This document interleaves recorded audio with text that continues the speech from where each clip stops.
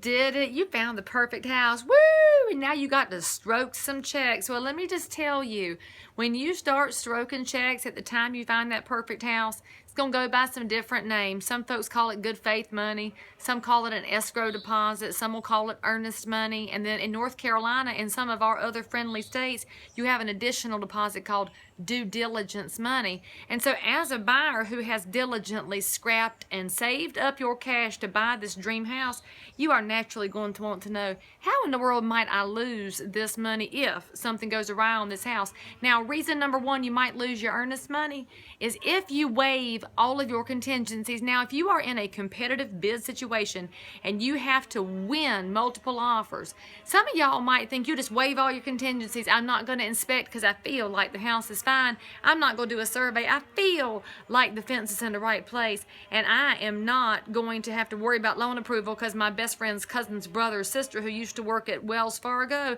told me I'll be fine for the loan. Now, let me tell you, that's a lot of faith to have in things you maybe don't have control over at this point. So before you waive contingencies, why don't you double check all those vendors and make sure everything is good? And on that loan front, make sure you've got conditional approval before you waive contingencies. Now, if you're going to tear it down, that's fine. Waive your contingencies, but understand, if you waive them all and then find out that that feeling about the house being good didn't include the feeling about the cracked foundation, and that feeling about the survey didn't include the feeling the neighbors had when they were encroaching on this lot, you're going to lose your earnest money. So just talk to your realtor before you make those decisions. Now, reason number two you might lose your earnest money is if you drag your feet. Now, you're buying a house. You are going to have deadlines. You have got to be Johnny on the spot. We cannot have any adult, I didn't have time, my dog ate my homework, busy excuses. You've got to make this a priority. Y'all, this is your largest financial instrument for most of y'all. Don't drag your feet.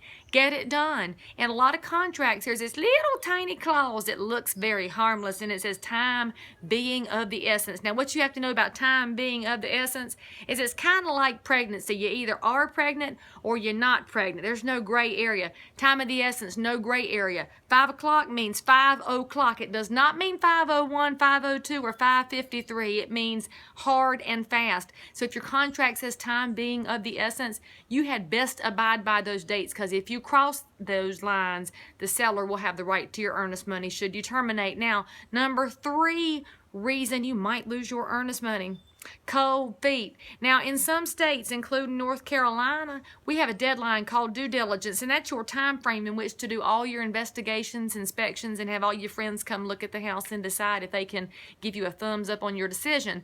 If you crash inside those dates, you should get your earnest money back. But if you cross that line of demarcation, that time being of the essence due diligence date, and just change your mind about the house because you don't feel like the aura is good on this house, or you feel like something's not right, you're going to feel like there's a hole in your bank account because the seller will have the right to your money.